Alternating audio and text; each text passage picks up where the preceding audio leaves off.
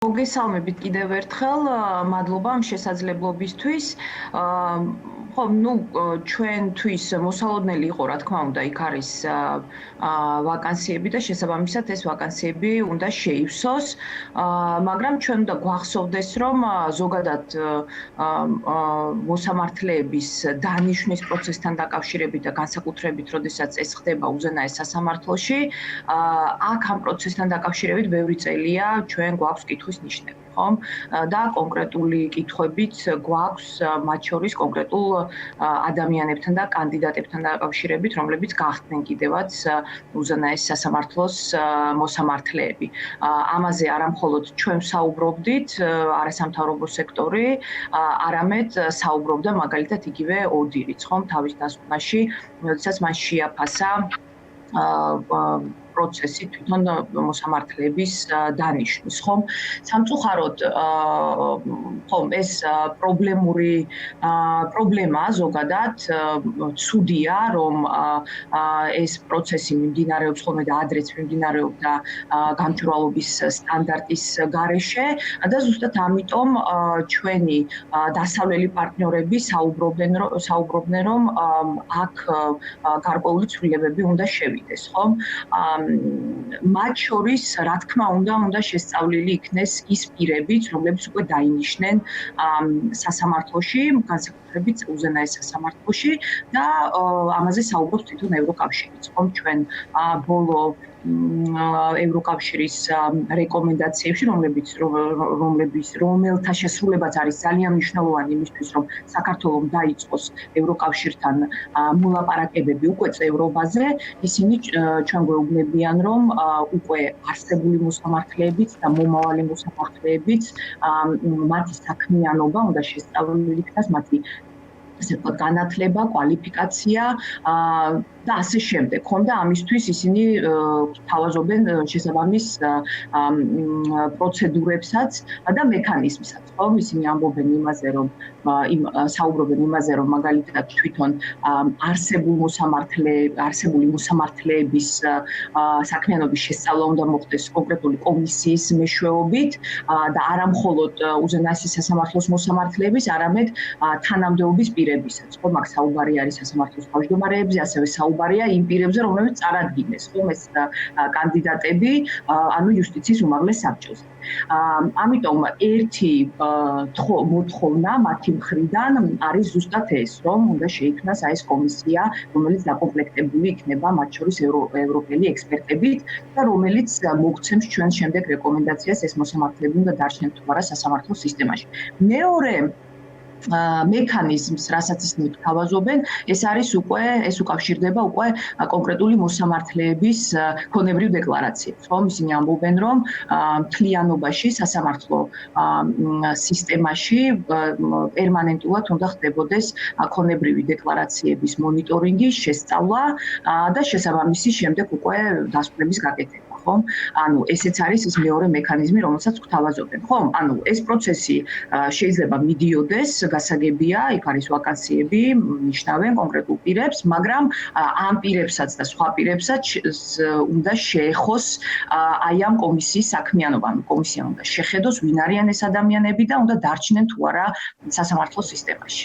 აი, იცით, საინტერესოა ეკა, როგორ ფიქრობ, რაღაც სიმულაციურ პროცესს წამოიწყებს თუ არა ქართული ოცნება ისე, როგორც მაგალითად არ ვიცი, ხა რაჟდენ კუპრაშვილის უწყება, მაგალითად აპირებს, რომ კორუფციაში ჩართული, არ ვიცი, უბრალოდ გამოიძიოს კორუფციის ნიშნები იპოვოს და მთელი რიგი ნახეთ ჩვენ არასამთავრობო ორგანიზაციების მიერ შედგენილი, ვთქვათ, სია ნუსხა იმ ჩინოვნიკებისა, რომელთა, ვთქვათ, კვლევას აპირებენ. აი ამ შემთხვევაში რა იქნება ქართული ოცნების, არ ვიცი, სტრატეგია, ფიქრობ თუ არა შესაძლოა ვნახოთ რაღაცა სიმულაციური პროცესი იმისა, რასაც ითხოვს ევროკავშირი, თუ ნახავთ, არ ვიცი, მეტიც იგნორირებას აბსოლუტურად იმისას, რასაც ჩვენგან ითხოვენ, ამ მეტად მნიშვნელოვან მომენტში, როდესაც წევრობაზე უნდა დავიწყოთ უკვე არა თუ ფიქრი, არამედ მოქმედება.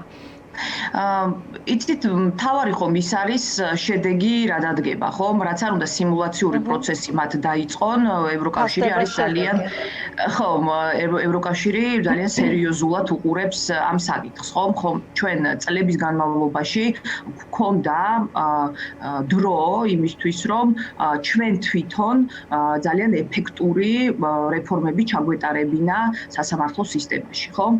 მაგრამ სამწუხაროდ ეს ვერ გავაკეთეთ. ეს არის ძალიან სამწუხარო, ხომ?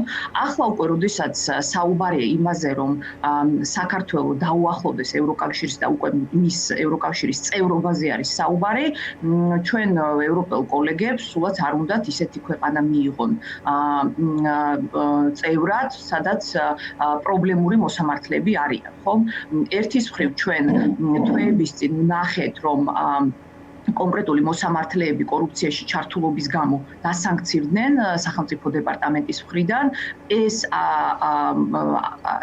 ამან არ უშველა, ეს მოსამართლეები კიდევ არიან სასამართლო სისტემაში და ახლა უკვე სასწორზე დგას უფრო მნიშვნელოვანი რამ, ხომ? გახდება თუ არა საქართველო ევროკავშირის წევრი და დაიწყებს თუ არა ამ საკითხთან დაკავშირებით მოლაპარაკებას ევროკავშირთან, ხომ? ამიტომ აქ როგორი სიმულაციაც მათ არ უნდა გააკეთონ, ეს არის ნათქვამი კონკრეტულ დოკუმენტში გაფართოებასთან დაკავშირებით ევროკავშირის, იქ კონკრეტულად არის საუბარი რა უნდა გავაკეთოთ და გარდა იმისა, რომ კანონმდებლობაში შევიტანოთ ცვლილებები, რაზეც საუბრობს ვენეციის კომისიაც, ასევე უნდა გადავხედოთ თვითონ შემადგენლობას და ამ შემადგენლობის გადახედვის ერთ-ერთი მექანიზმი არის ზუსტადაც ესეთი კომისიის შექმნა, სადაც უმრავლესობით იქნებიან ევროპელი ექსპერტები და ისინი გვეტყვიან, რადგან ჩვენ ვერ მოვახერხეთ და ეს არის ძალიან სამწუხარო, ისინი გვეტყვიან კონკრეტული ანალიზის შემდეგ, ვინ არის ის მოსამართლე, რომელიც შეიძლება დარჩეს სასამართლო სისტემაში. ამას ჩვენ შევასრულებთ, ცხადია, ვერ დავიწყებთ მოლაპარაკებას წევრობასთან დაკავშირებით. თუ შევასრულებთ, რა თქმა უნდა, გადავდგავთ ნაბიჯს ამ მიმართულებით. ხომ? აი, ამდენად მნიშვნელოვანი არის ეს საკითხი ევროკავშირისთვის და ჩვენთვის მნიშვნელოვანი უნდა იყოს, ხომ? იმიტომ რომ სასამართლოს დამოუკიდებლობას უკავშირდება ძალიან ბევრი საკითხი, ხომ? ყველა საქმე მაინც საბოლოოდ სასამართლოში მიდის, ეს იქნება ადამიანის უფლებების დარღვევა, ეს იქნება ბიზნეს დავები, ეს იქნება არჩევნებთან დაკავშირებული დავები, თუ სხვა დავები. ხომ? ამიტომ ძალიან მნიშვნელოვანია, რომ სასამართლო იყოს მოწოდების სიმაღლეზე ამ შემთხვევაში და აქ არ იყვნენ კორუმპირებული მოსამართლეები, აქ არ იყვნენ ის მოსამართლეები, რომლებიც პოლიტიკური გავლენების ქვეშ არიან და ისინი ემსახურებოდნენ კანონს, ემსახურებოდნენ საზოგადოებას და არა რომელიმე კონკრეტულ პირს მმართველი პარტიიდან. საინტერესოა, როგორი სტრატეგია შეიძლება გქონდეს უკვე არასამთავრობო ორგანიზაციებს, მათ შორის არ ვიცი, ყველა იმ ოპოზიციურ სპექტრს, ვისი ინტერესიც არის გაჯანსაღება ამ პროცესის, იმიტომ რომ აბსოლუტურად განსხვავებული ვითარება სტატუსის მინიჭების შემდეგ. თუ კი ადრე, მაგალითად, თქვენი ორგანიზაცია პერსონალურად თქვენ თუ თქვენი კოლეგები ყველა არხს და შესაძლებლობას იყენებდით, შეხვედრებზე დადიოდით, რომ როგორმე მიეღო ევროკავშირის კანდიდატი ქვეყნის სტატუსი, საქართველოს ახლა ცხადია ამ ტიპის შეხვედრებს არანაირი აზრი არ აქვს, გულისხმობ, რომ წევრობა არ იქნება გეოპოლიტიკური ნიშნით, არც იმას გვეტყვია, რომ ხალხის სურვილით გაგვაწევრიანებს. ვინმე ახლა მნიშვნელოვანია რეფორმები და მხოლოდ ამაზე არის დამოკიდებული და მხოლოდ ხელისუფლების პასუხისმგებლობაზეა დამოკიდებული. აი ამ დროს და აი ასეთ ვითარებაში, როდესაც ხელისუფლება არაპირებს, როგორც ჩანს, რაიმე ტიპის პროცესში მონაწილეობის მიღება, არ ვიცი, რა სტრატეგია შეიძლება გქონდეს მედიას, რა სტრატეგია შეიძლება გქონდეს არასამთავრობო ორგანიზაციებს და არ ვიცი, ყველა დაინტერესებულ პირს, ვისი ინტერესიც არის წევრობა და რეფორმები.